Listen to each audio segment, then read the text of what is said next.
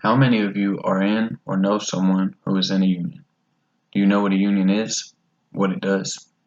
Let's take a look at how unions began. Unions have been around as long as labor and will likely always have a place in society. Unions have been called different things such as guilds but serve the same purpose and date back as far as ancient Rome. A union is an organized association of workers formed to protect and further their rights and interests. A guild of shoemakers and coopers, or barrel makers, formed in 1648. Printers unionized in New York City in 1778. A typographical union was founded in 1852 and is the first national union of workers to endure to present day. Perhaps the most famous union today is the AFL-CIO union. This union was the largest union throughout the 20th century. The AFL-CIO is comprised of two different groups, the AFL and the CIO.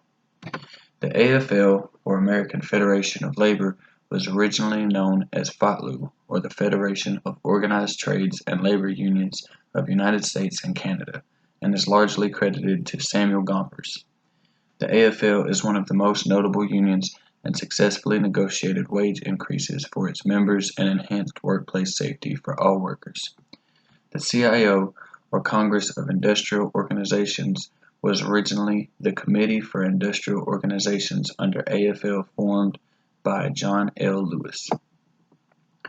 John L. Lewis started as a coal mine worker with his dad when he got his introduction to unions as a secretary of the United Mine Workers of America, or the UMWA, Local 1933.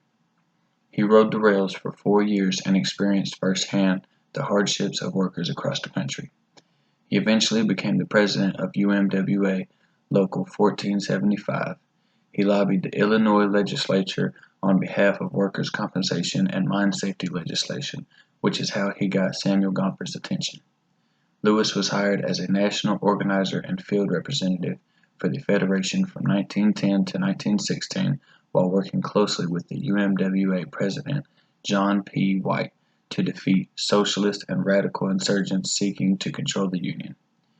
White named Lewis UMWA International Statistician at the beginning of 1917. Lewis helped win substantial wage increases for miners by cooperating with federal efforts to regulate mining production and labor relations during World War I.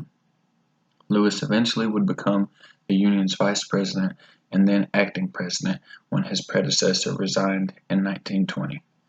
Growing tensions in the AFL over fighting for unskilled workers led to the development of the Committee of Industrial Organizations by John L. Lewis. The union also originally prohibited women, African Americans, and other racial minorities.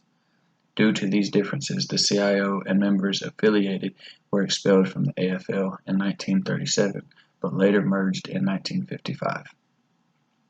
Unions can be found throughout all history and are still around today. Unions membership and power peaked around 1970.